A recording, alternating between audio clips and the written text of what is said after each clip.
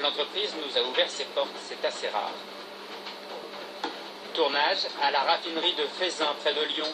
Ici, on transforme le brut en essence, en fioul domestique et en plastique. Michel Charton, le patron des raffineries Total, le martèle. Cette activité est en crise. Des chiffres mauvais que le groupe communique volontiers. Les pertes en 2013, c'est une année terminée. On a fait 500 millions d'euros de pertes. Certaines mauvaises langues disent que ça arrange bien Total pour ne pas payer d'impôts. Ouais, je crois que je vais paraphraser nos patrons. On serait heureux de payer des impôts en France. C'est-à-dire qu'on aurait des activités qui sont rentables en France. Ce n'est pas le cas pour le raffinage en tout cas. Quelques gains dans les stations-service, mais de grosses pertes dans les raffineries. Voilà donc pourquoi Total ne paye pas d'impôts en France. Mais alors, où la première société du CAC 40 dégage-t-elle ses bénéfices colossaux? Près de 9 milliards d'euros l'an dernier. Opération Transparence chez Total. Rendez-vous au siège à la Défense. Au 37e étage, la directrice du service fiscal nous accueille. Pour sa première télé, Nathalie Mognetti nous emmène dans le Saint des Saints. Derrière une porte à code secret, un trésor. Alors, la déclaration fiscale 2013 de Total, elle est là. Attention, ça va aller très vite. Et donc, ça se présente, voilà, comme ça. Un document rare, la déclaration de la plus grosse entreprise française faite à Bercy. Au fisc français, vous avez déclaré combien pour l'exercice 2013? Alors, le montant du résultat fiscal de Total, c'est couvert par le secret fiscal, donc je ne peux pas vous le communiquer, simplement je peux vous dire que c'est une perte, en France. Vous avez perdu combien en France? À nouveau, on ne communique pas sur le montant exact de notre résultat fiscal, mais 2012 et 2013 étaient en perte. La directrice fiscale ne veut pas dévoiler le chiffre, pourtant il est public. Total a perdu 200 millions d'euros l'an dernier sur toutes ses activités françaises. Ce n'est pas le résultat de schéma d'optimisation fiscale, ce n'est pas de la délocalisation dans des paradis fiscaux, c'est simplement que nos profits ils sont réalisés dans les pays où sont situés les puits de pétrole et de gaz, et que c'est là qu'on paye des impôts. Total paye donc beaucoup d'impôts, mais hors de France. Plus de 11 milliards d'euros versés aux pays producteurs par ses filiales étrangères, et il y en a 900.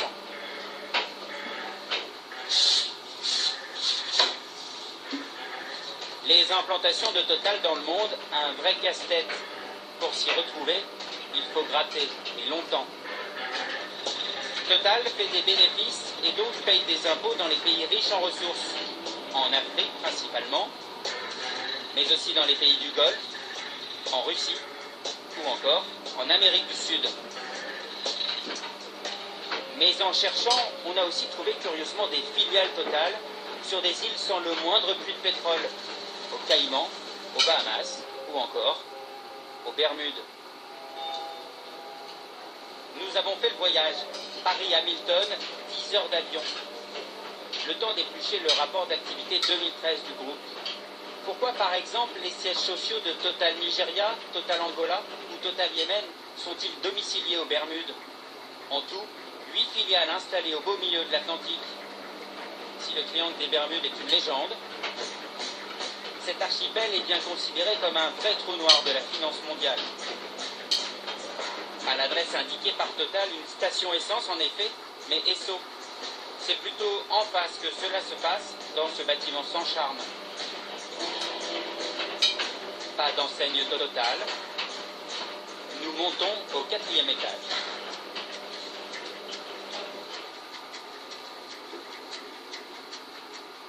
Bonjour, je suis journaliste français.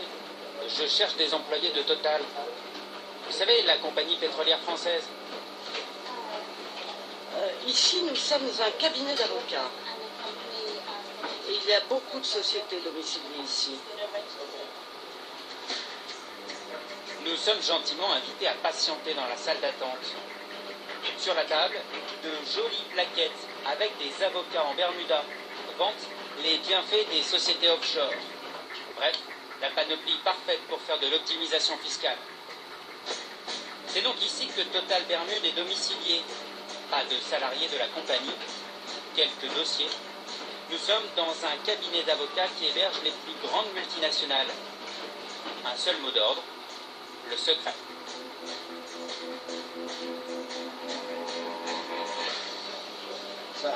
Désolé messieurs, je vais devoir vous demander de partir. Mais vous ne pouvez pas m'expliquer ce que vous faites pour Total? Non, on ne parle jamais de nos clients. Nous sommes un cabinet d'avocats et aucun avocat n'a besoin de parler de ses clients. Mais pourquoi? Vous ne trouverez jamais un avocat dans le monde qui parle de ses dossiers.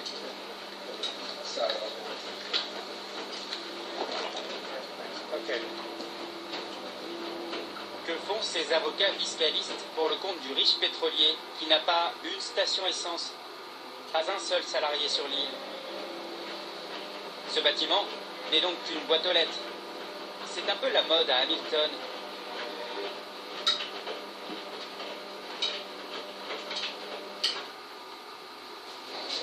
Voilà. Bon. Bon. Charmante station balnéaire de la couronne anglaise. Voilà. Donc, Total se fait immensement beaucoup d'argent sur la pauvreté immense des peuples d'Afrique. Total, seigneur de la mort en Afrique, détruit immensement des vies. Et le peuple africain souffre. Oui, souffre. Total, PDG, Total, multinational, Total. Le roi de la mort. Oui. Oui, en Afrique. Total tue immensement. Ça fait mal, hein? Qui en profite? Est-ce que le peuple africain en profite? Non. Non. Ça fait mal. Dès 2010, la plateforme pétrolière Deepwater Horizon explose dans le Ça golfe fait du mal. Mexique. 780 millions de litres de pétrole. Bon. Donc,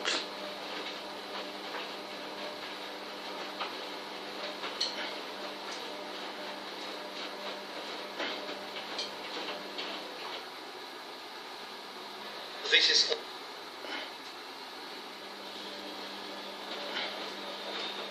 voilà.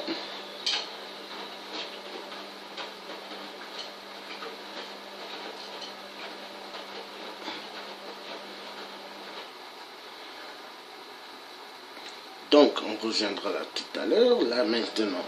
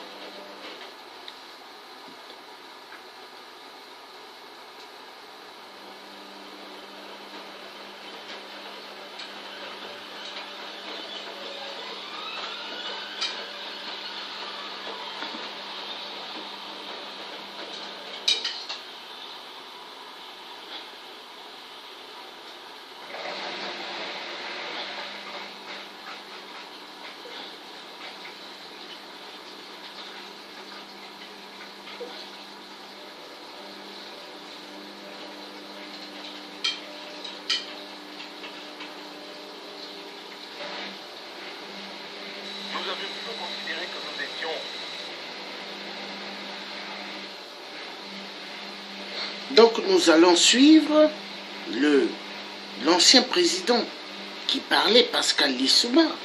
Nous allons suivre. Total.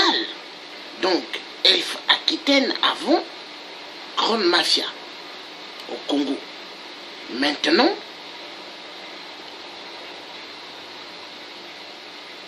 Total. Mais Elf a contribué beaucoup au désordre dans mon pays d'origine, qui est le Congo-Brazzaville. Mais maintenant, avec 8%, c'est devenu Congo de merde. Voilà. Et nous allons nous débarrasser de ce cafard un jour. Des partenaires.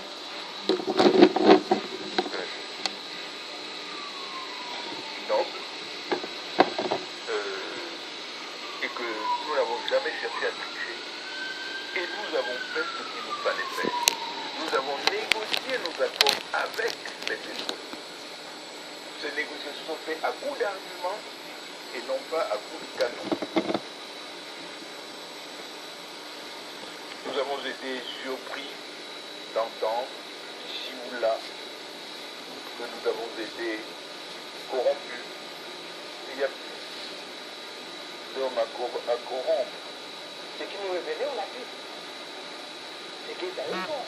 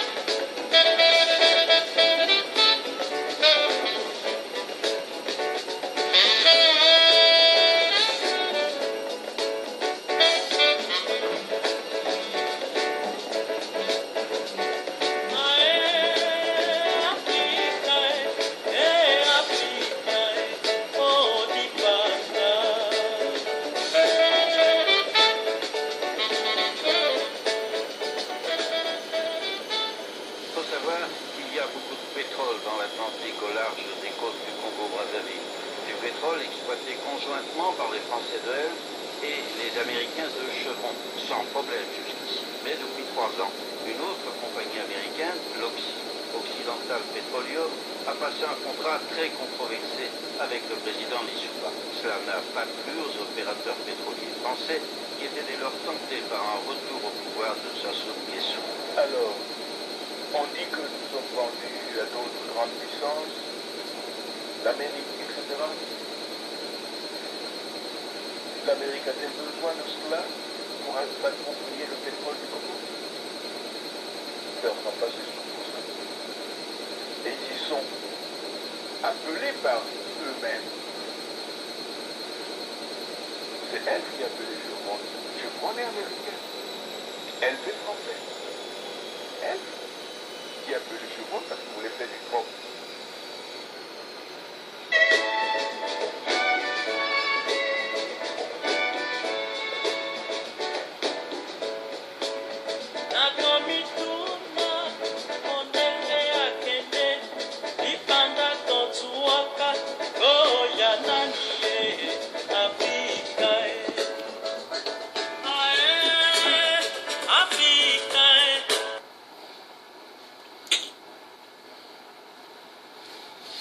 Ah là là là là.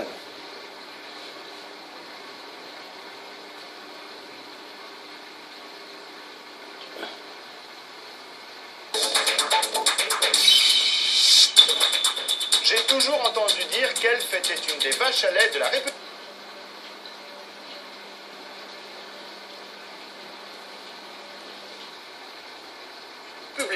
Roland Dumas.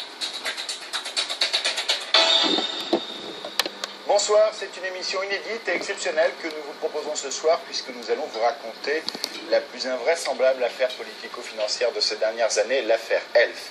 Elf qui a longtemps été la plus importante entreprise française, c'est aussi celle qui réalisait le plus de profits.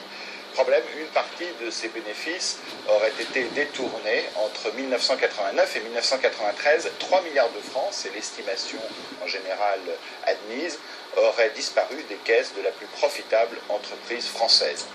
L'affaire Elf, c'est un véritable thriller, un véritable feuilleton où se côtoient des chefs d'État africains, des hommes politiques, des hommes de l'ombre, des intermédiaires à la réputation parfois sulfureuse, dans certains cas richissimes, un ancien président de la compagnie qui a été incarcéré en prison, qui a été plus de 30 fois mis en examen dans cette affaire et qui sera avec nous tout à l'heure sur ce plateau, Loïc Le Floch-Prigent. Où sont passés les milliards d'Elf? Comment fonctionnaient les commissions? Compte secret, argent liquide, caisse noire? Pourquoi le système a-t-il dérapé et qui en a profité? Des réponses ce soir dans Capital. 3 milliards de francs disparus en commission, Elf, c'est un incroyable polar où l'argent coule à flot. Avec le pétrole, on peut acheter des consciences. Un système bien rodé, backchiche contre pétrole, qui a bénéficié de ces commissions? Pourquoi les pays africains n'ont-ils pas profité des richesses de l'or noir? Avec le pétrole qui coule à flot à Pointe-Noire, avec la richesse de ce pays pendant 30 ans, comment se fait-il qu'il n'y a même pas au moins à Pointe-Noire ou à Brazza une clinique convenable où on peut se faire opérer de l'appendicite? De l'argent est aussi revenu dans les caisses des partis politiques en France. Compte secret, valise de billets, par quel circuit passaient les millions? Des billets? Des billets dans des valises. Eva Joly et Renaud Van Ruymbeck, des juges devenus célèbres en s'attaquant au PDG et au ministre, de quels moyens disposent-ils pour mener leurs enquêtes? Et nous allons commencer cette émission en allant en Afrique. L'Afrique, véritable chasse gardée de Elf, qui a représenté jusqu'au 3/5 de sa production de pétrole. L'Afrique sur laquelle, pendant plus de 30 ans, la compagnie a fait main basse. Comment expliquer que dans un pays aussi riche en pétrole que le Congo, par exemple, il n'est même pas un hôpital décent, alors que dans le même temps, ses dignitaires roulent en limousine? Comment expliquer que des cargaisons entières de pétrole aient pu disparaître sans laisser de traces entre l'Afrique et l'Europe? Les milliards d'Elf, première partie de ce document, le fruit d'un an d'enquête dans les coulisses d'un dossier explosif qui va vous emmener de Paris à Brazzaville, en passant par Genève ou Londres. Un document réalisé par Denis Boutelier, Jean-Yves Charpin, Nathalie Martin, Yves Tournou et Tony Casabianca. Lundi 13 septembre 1999, 11h. Philippe Jaffray, PDG d'Elf, descend de sa BMW blindée pour signer le rachat de son entreprise. Pas de journaliste. Et voilà l'homme qui vient de le faire tomber, Thierry Desmarais, PDG de Total. Bon, L'événement est énorme et toutes les caméras de télévision sont là. Derrière les sourires et les poignées de main, Elf vient tout simplement de se faire racheter par son ennemi juré, Total. Monsieur Jaffray, s'il vous plaît. Et vous nous regardez là, s'il vous plaît. Après 32 ans de service, c'est la fin d'une époque pour Elf. D'Elf, on connaît bien sûr les pompes à essence. Elle a longtemps été la plus grande entreprise de France, 100 000 employés et 600 millions de francs de chiffre d'affaires par jour. C'était même le porte-étendard de la France à l'étranger, dans les mers africaines, dans les laboratoires de recherche ou sur les circuits de Formule 1.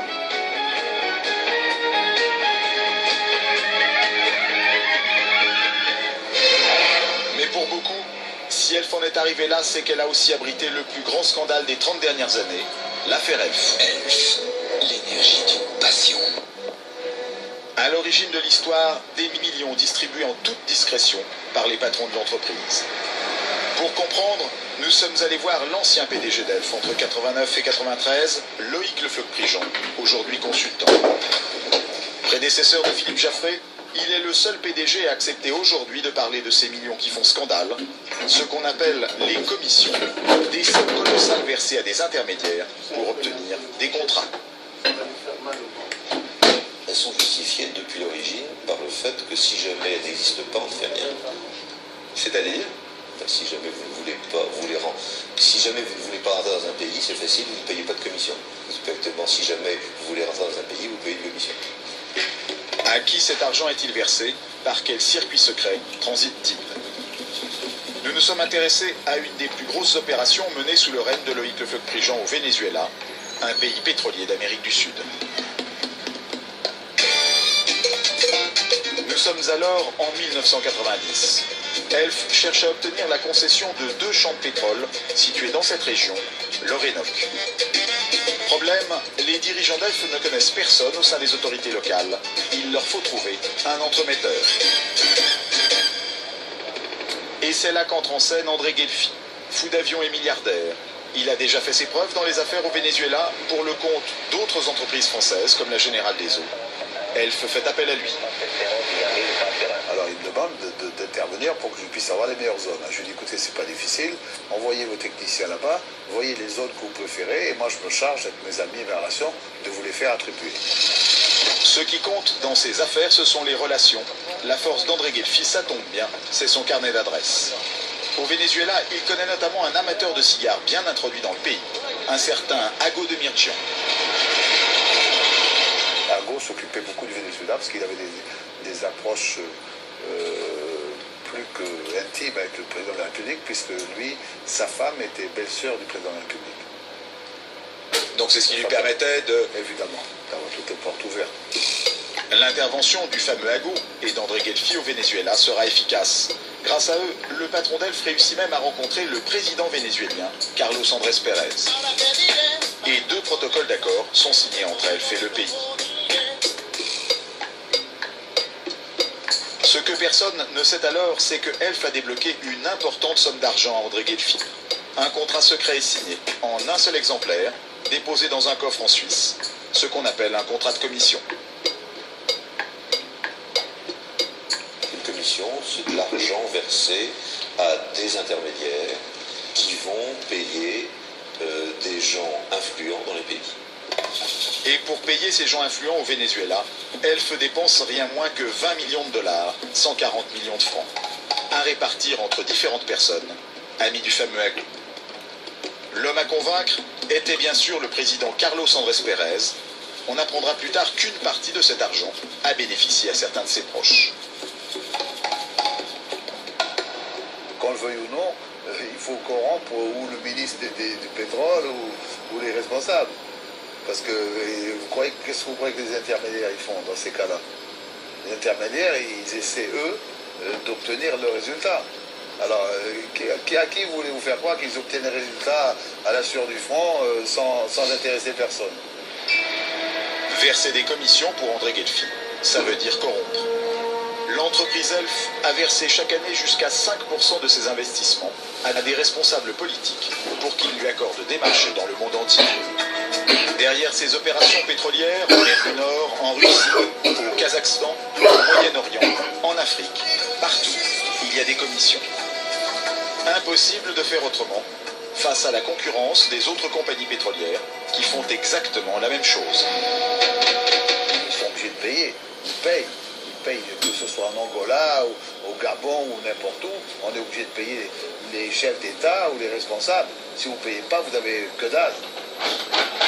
Depuis Pierre Guillaumat, le premier PDG d'Elf dans les années 60, et sous la présidence de tous ses successeurs, des sommes considérables ont été versées.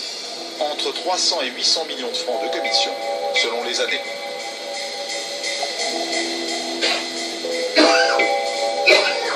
Vous êtes certain que ça a été pratiqué dès la création de l'entreprise, sous M. Guillaumat? Il n'y a pas d'autre solution.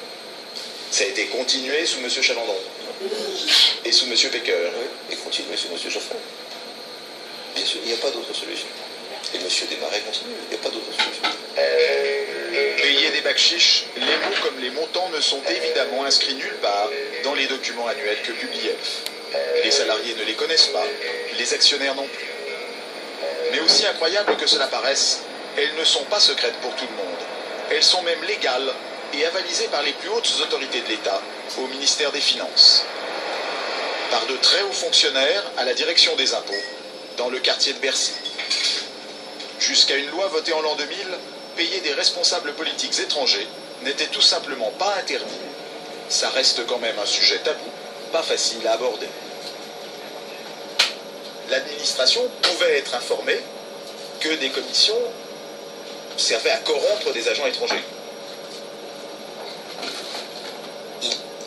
Il est arrivé que l'administration fiscale soit amenée à constater le versement de commissions et grâce à l'ensemble des éléments qui ont été recueillis par les vérificateurs, on était convaincu qu'une partie de ces commissions rémunérait les services d'agents publics étrangers. Ces commissions étaient tellement légales qu'il y avait même un formulaire prévu pour ça, le formulaire DAS2. On y écrivait les sommes et les coordonnées des intermédiaires concernés. Et ça permettait aux entreprises de les déduire de leurs impôts, comme n'importe quelle dépense professionnelle. Les commissions qui sont versées par les entreprises obéissent aux mêmes règles de déduction que les autres charges de l'entreprise. Et il n'y a pas que Bercy qui était au courant. Les présidents de la République auraient été informés du versement de ces millions cachés, de De Gaulle à Jacques Chirac. C'est en tous les cas ce qu'affirme Loïc Le Floch-Prigent, ici en photo avec le président François Mitterrand. J'en informe, moi, le président de la République ou son secrétaire général, et mon directeur financier en informe le directeur des douanes, puis le directeur du budget. Donc c'est un système qui fonctionne non pas de façon occulte, encore une fois, mais de façon claire, nette, républicaine. C'est clair, net et républicain. Le système a surtout permis à l'entreprise de bâtir depuis son siège du quartier de la Défense un colossal empire d'argent, principalement sur le dos d'un continent, l'Afrique. L'Afrique, le long des côtes du golfe de Guinée, c'est le précaré historique d'Elf. Elle représente les 2/3 de la production de la compagnie, au large du Gabon, du Cameroun, de l'Angola, du Nigeria, du Congo. Voilà pourquoi l'Afrique est pauvre à cause de la mafia de Total. Total est une grande mafia. C'est le Congo, capitale Brazzaville. Malgré ses 14 millions de tonnes de pétrole produits chaque année, le pays est mal géré depuis 30 ans. Mais Elf a su y gagner énormément d'argent grâce à toutes sortes d'opérations. Ça commence sur les puits de pétrole eux-mêmes. Les installations industrielles sont à 600 km de Brazzaville, près de la ville de Pointe-Noire, au bout d'une des rares routes bien goudronnées du pays. On a suivi les panneaux, il faut prendre à droite. C'est indiqué. Voilà le terminal pétrolier de Djeno. C'est ici que transite le pétrole, extrait par Elf, pour son compte et celui du pays. Les puits sont en mer. Au bout d'un chemin, il n'y a rien à voir, si ce n'est quelques tuyaux qui s'enfoncent dans l'océan, derrière une grille. Problème, à partir de cette grille, fini le Congo, tout est contrôlé par Elf, dans le plus grand secret. C'est ce qu'affirme l'ancien président de la République, Pascal Lissouba. Selon lui, le Congo ne savait même pas combien de pétrole était extrait de son sous-sol. Nous ne savions rien de ce qui se passe et nous n'avons même pas la quantité de pétrole qui sortait de notre pays. Nous ne la connaissons pas. Vous voulez dire que les autorités congolaises ne la connaissaient pas. ne connaissaient pas la quantité de pétrole extraite de leur sol? Par quel moyen? Pour le savoir, il aurait fallu que les Congolais puissent se rendre ici, sur cette bouée qu'on devine plus qu'on ne la voit. Loin des regards, c'est là que les pétroliers viennent charger le pétrole. Seulement voilà, les navires sont elfes, les employés sont elfes, les chiffres sont donnés par elfes, et les autorités du Congo assurent qu'elles n'ont pas les moyens d'aller vérifier. Gilbert Songuissa a dirigé pendant plusieurs années les services de contrôle pour le ministère des Pétroles. Selon lui, c'était mission impossible, ou presque. Pour aller contrôler, naturellement, il faut faire appel aux moyens des compagnies pétrolières. C'est-à-dire que vous-même, est-ce que vous aviez vos propres bateaux, vos propres hélicoptères pour pouvoir aller sur les plateformes? Non, pas du tout. Vous aviez combien de bateaux? Je vous ai dit pas du tout, donc 0 bateau. Même pas une pirogue. Au large de ces plages, des quantités de pétrole importantes auraient ainsi été acheminées sans que les officiels congolais n'en soient mis au courant. Parfois même, des navires entiers. Et un pétrolier de 100 000 tonnes, cela représente près de 100 millions de francs qui échappent aux caisses du pays. On appelle ça une cargaison fantôme. Interrogé sur la question, Loïc Le Floch-Préjean ne dément pas qu'il y en ait eu. Il y a des cargaisons qui sont produites et qui n'ont jamais été officiellement. C'est des choses qui sont arrivées, bien sûr, dans le passé, quand les dispositifs de comptage n'étaient pas aussi précis que maintenant. Là, on peut estimer qu'aujourd'hui, les dispositifs de comptage sont précis, du moins dans certains pays. Alors si je prends l'exemple quand même concret des pays africains, et notamment dans les années 70, 80, 90, est-ce que les systèmes de comptage étaient précis? Le système de comptage était imprécis. Ces manipulations, les cadres congolais du pétrole s'en doutaient, mais impossible alors pour eux de poser trop de questions à Elf. Dans sa maison de Brazzaville, nous avons rencontré Saturnin Okabé.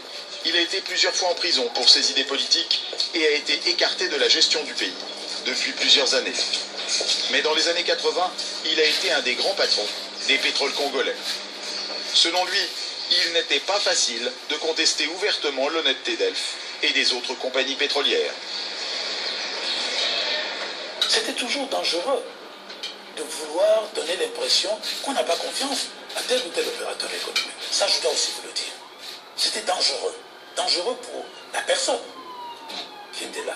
Parce que c'est quand même l'affaire pétrolière, et il faut le dire, c'est quand même une affaire de gros sous. Pour avoir mis son nez dans cette affaire de gros sous, il raconte avoir été tout simplement viré de son poste, un des plus importants du pays, en 1991, du jour au lendemain. C'est quelqu'un qui m'est très confiant, qui m'a dit, écoute, demain matin ne viens pas au bureau. Ah bon? Et demain matin, je ne suis pas parti au bureau. La porte était fermée, clouée. Mais selon plusieurs responsables congolais, Elf aurait fait plus que cacher des quantités de pétrole. Jusqu'au milieu des années 90, la compagnie aurait menti au pays sur la vraie valeur de ces barils de brut. Pendant longtemps, on nous a fait croire que notre brut n'était pas d'une bonne qualité. Tous les pétroles produits à travers le monde ne sont pas de la même qualité, donc de la même valeur. Pour le pétrole produit au large du Congo, comme c'est Elf qui le commercialisait sur le marché mondial, ces calculs se faisaient dans les locaux de la compagnie, à Paris. Des calculs très défavorables aux Africains, qui permettaient à Elf d'acheter le pétrole brut moins cher, après ce qu'on appelle une décote. Près des Champs-Élysées, nous avavons retrouvé Mumunga Ngila, ministre des Finances congolais en exil. Lorsqu'il est arrivé au pouvoir, en 1993, il a été un des premiers à dénoncer cette décote. Quand nous sommes arrivés, la décote était extrêmement lourde. Hein, combien? 5 $ à peu près. En tout cas, réellement. 5 $ sur quoi? Par baril. Alors, le pétrole congolais valait-il vraiment 3, 4, 5 $ de moins par baril que le prix mondial, comme Elf le payait à l'État congolais de l'époque? Mumunga Ngila est persuadé que non. Quand les Congolais s'en sont sérieusement préoccupés, Elf a été obligé de remonter ce prix, comme d'un coup de baguette magique. Est-ce qu'à votre connaissance, ça correspondait au prix réel auquel il était vendu in fine sur le marché? Je vous dis que non, puisque nous avons pu ramener la décote de 5 $ à 1,5 $. Ça veut dire que quelque part, il y avait 3,5 $ qui se baladaient. Alors va-t-on faire croire que les qualités de ce brut allaient subitement changer? Par quel miracle? Par quel miracle? Nous avons rencontré à Paris Patrick Gantès. Il a été cadre chez Elf pendant 20 ans. Il a été notamment délégué au Congo. Aujourd'hui, il admet que Elf a tiré parti sans complexe de la confiance des Congolais. Là, on a, si vous voulez, à mon avis,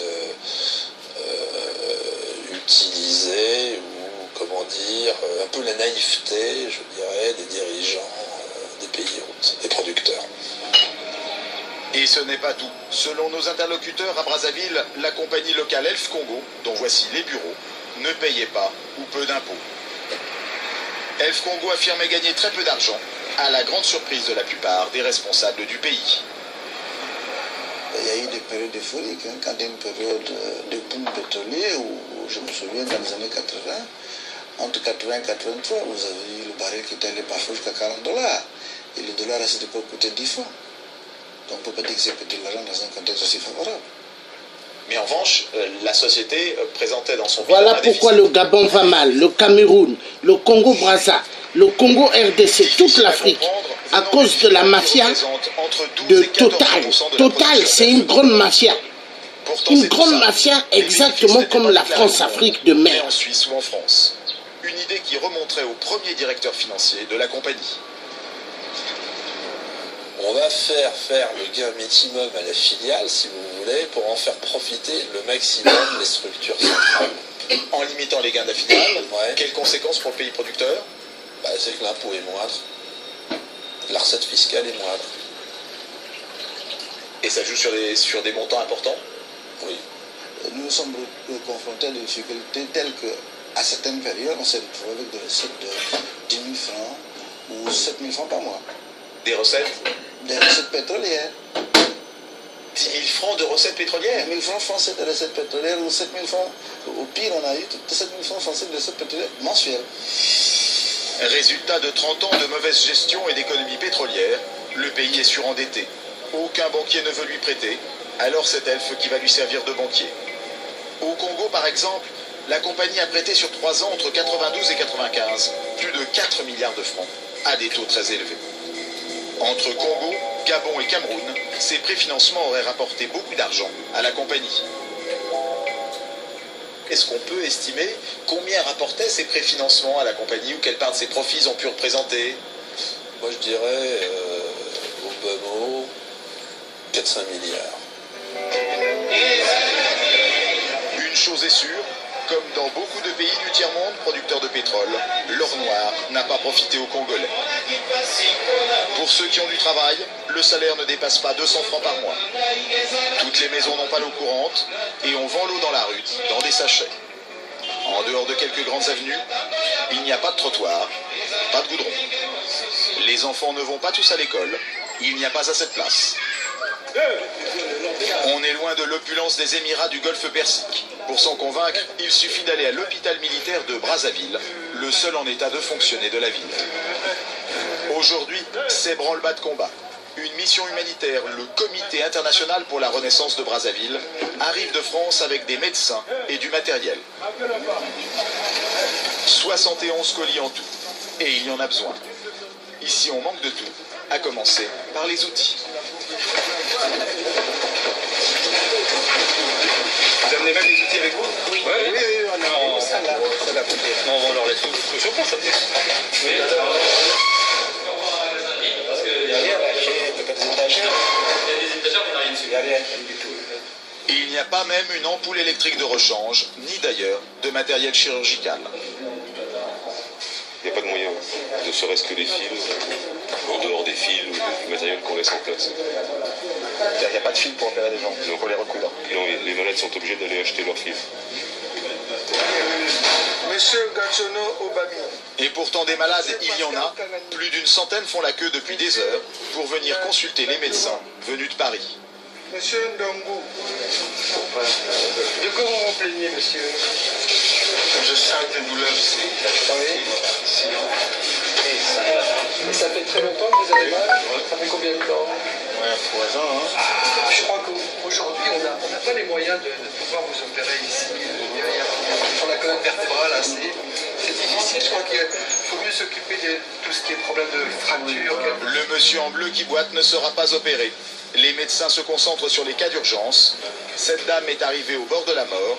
Avant de repartir à Paris, les médecins vont faire ce qu'ils peuvent. Le pronostic est toujours très sombre quand même dans ces cas-là.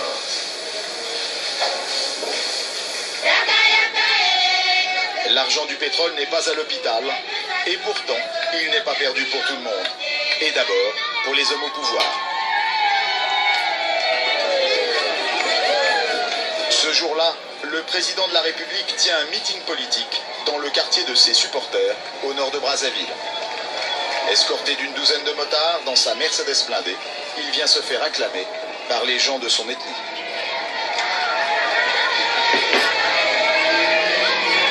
C'est l'homme qui domine la vie politique depuis 25 années au Congo.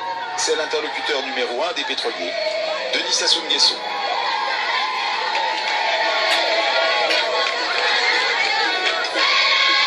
On a donné un t-shirt neuf et un jour de congé aux lycéennes pour venir chanter les louanges du héros du jour.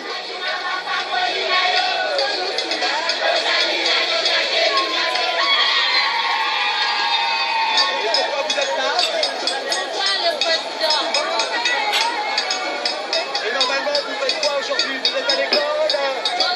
Aujourd'hui, on est chez moi ici pour attendre le président. Et vous êtes lycéenne, collégienne? Vous êtes dans quelle classe?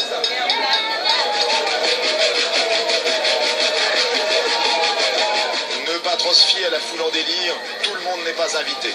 Et le défilé a lieu sous haute protection militaire. Le général Sassou est arrivé au pouvoir après un coup d'État et les opposants sont en prison ou en exil. Il règne sur le pays comme un roi plutôt que comme un président. Ses opposants lui reprochent d'avoir accaparé les ressources du pays.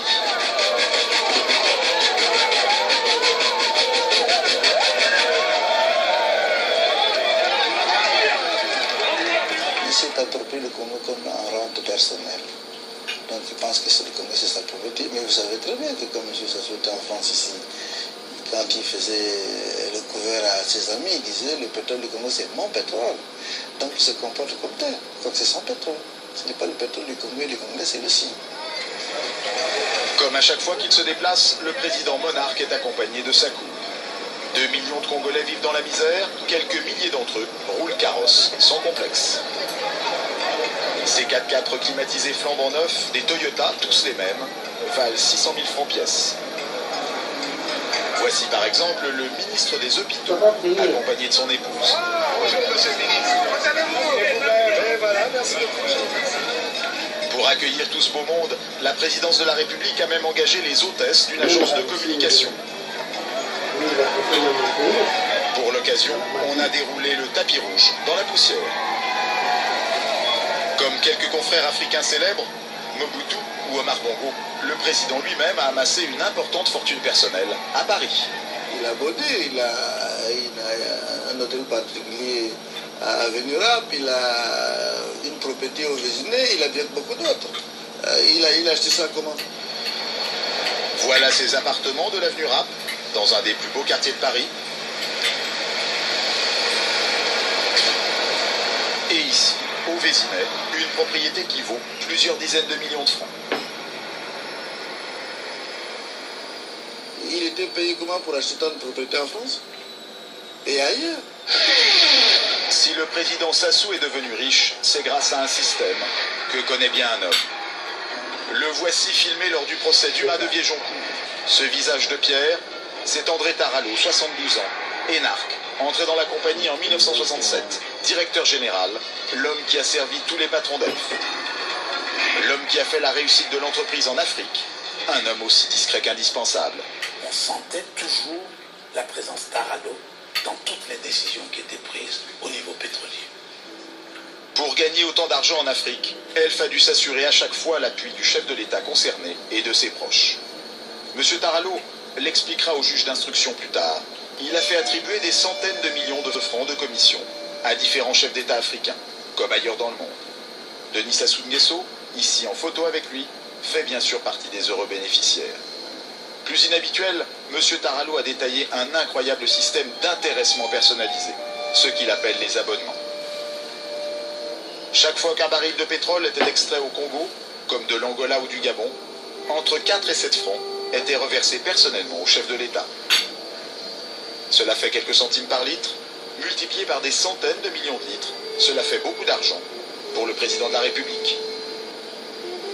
Sur son action pendant 30 ans en Afrique, M. André Taralo a accepté de s'expliquer pour la première fois depuis 2 ans devant une caméra de télévision. C'est bien lui qui négociait personnellement ces fameux abonnements avec les présidents africains. Ce sont des accords secrets, mais de vrais accords, c'est-à-dire des contrats. Donc c'est quelque chose qui se discute entre vous et le président? Oui, parce qu'encore une fois, c'est un contrat. Alors après cela était mis sous forme contractuelle et été signé par les ministres du pétrole, ministres des Finances de ces pays-là. Encore une fois, il ne s'agit pas de choses cachées. Il ne s'agit pas d'argent circulant dans des valises. C'était comment alors un virement? C'était du virement. C'était du virement à des comptes qui étaient indiqués. À Brazzaville, nous sommes allés interroger le président Sassou Nguesso sur ces arrangements secrets. Il nous a reçus dans sa propriété personnelle. Le gazon est fraîchement tondu.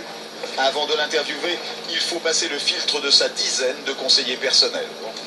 Il ne dément pas que des accords occultes existent aujourd'hui encore avec les compagnies pétrolières, mais il refuse d'en parler avec précision. Je pense que de part et d'autre, s'il y a eu des travers, on va le corriger. Ça ne veut pas dire qu'ils sont aujourd'hui arrêtés. Je ne suis pas dans tous les rouages pour savoir s'ils ont été totalement assainis ou pas. Monsieur Sassou Nguesso affiche sa sérénité. Mais donnez aux autres aussi qui travaillent. Hein? Pourtant, ces accords secrets ont failli lui coûter son poste et la vie. Tout le système a failli capoter il y a 10 ans. Les Congolais, un jour, en ont eu assez de la misère et de la corruption. C'était en 1991. Dans un pays où le tribalisme, le népotisme, le favoritisme, la corruption et la gabegie dans la gestion de la chose publique ont été presque institutionnalisés. Pendant 3 mois, le Congo se livre à une explosion démocratique, digne des États généraux de 1789. La population se passionne jusque dans les rues. Je saisis cette occasion. Des centaines d'orateurs, connus ou inconnus, accusent leur président, Sassou Nguesso, d'être un dictateur corrompu. Certains exigent même son arrestation. La mise en résidence surveillée de M. Sassou, qui a de nombreux comptes à rendre au peuple congolais, devant être immédiatement prononcée par la conférence nationale. Je vous remercie. Sur le banc des accusés, à côté du président Sassou, les compagnies étrangères, Elf et Agip. Les Congolais réclament un audit de leurs comptes. Après 2 mois de révolution pacifique, on nomme un nouveau Premier ministre, André Milongo, à droite sur l'image. Sa mission, faire le clair sur la gestion du pétrole et sur le rôle d'Elf au Congo. Et ça ne fait pas les affaires de la compagnie pétrolière française. C'est là qu'André Taralo va donner toute sa mesure. Pour sauver la place d'Elf, il va carrément se mêler de politique.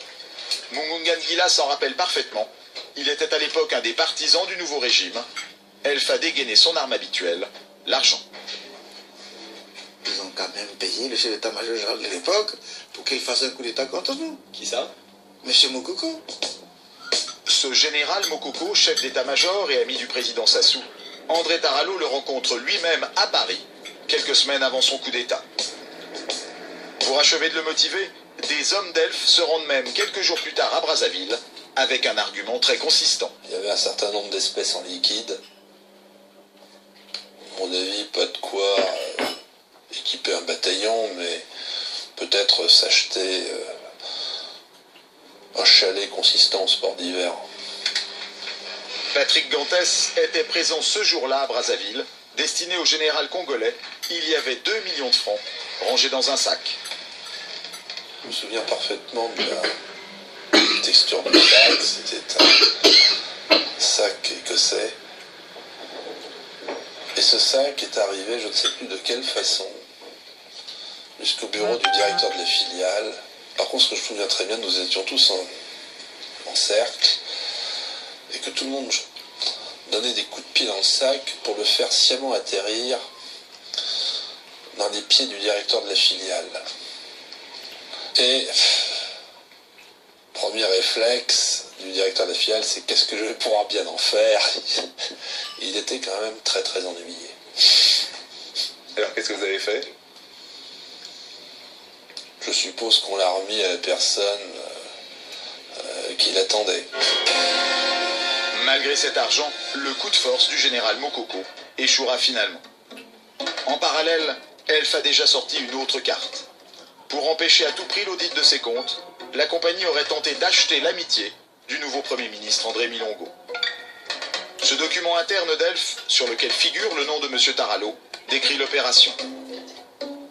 En novembre 1991, la compagnie aurait prélevé 7 millions de francs sur les recettes pétrolières du pays pour en faire cadeau directement au fonds secret du Premier ministre, en toute illégalité.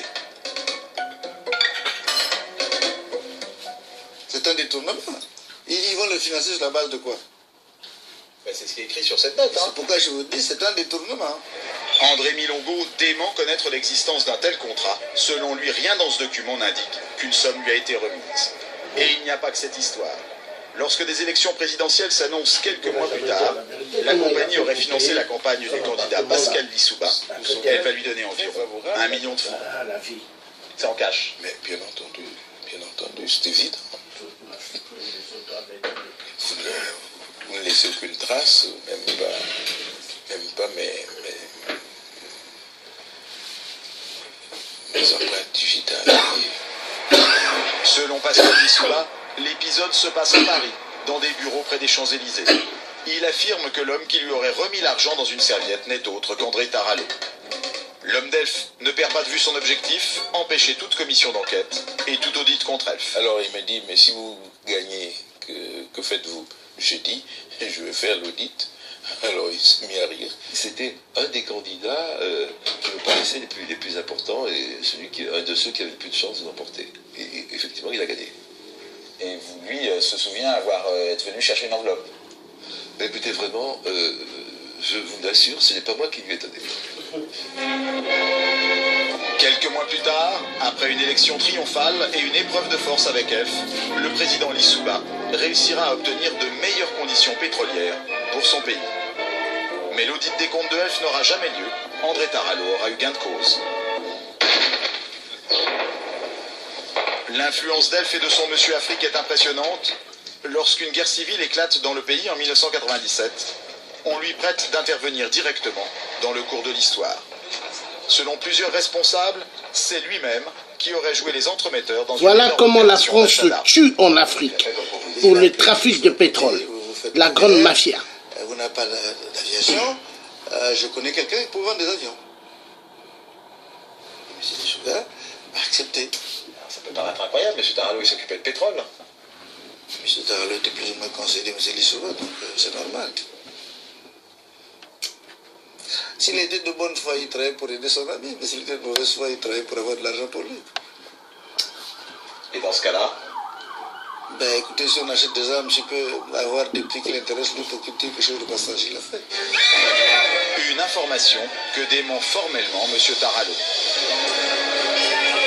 Après avoir été mêlé à 3 guerres civiles en 5 ans, accusé d'avoir corrompu tous les présidents récents du pays, Elf reste l'acteur économique numéro 1 au Congo. Face à ses concurrents américains, la compagnie représente toujours 65% de la production de pétrole du pays. Et la Tour Elf est toujours le seul gratte-ciel de Brazzaville. La compagnie française est aussi plus critiquée que jamais. C'est la rançon de l'incroyable trésor qu'elle a gagné en Afrique. Un trésor dont une partie n'est jamais revenue dans les caisses d'Elf à Paris.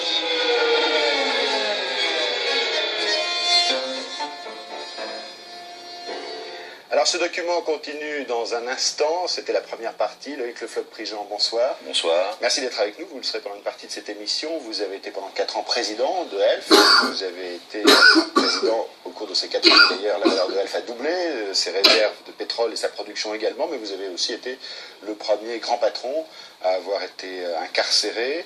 Vous avez été dans l'affaire qui a été appelée l'affaire Dumas de Viejoncourt, condamné à 3 ans et demi de prison, 2,5 millions de francs d'amende pour abus de biens sociaux, jugement dont vous avez fait appel, et vous êtes toujours sous le coup de plus de 30 mises en examen, 33 je crois.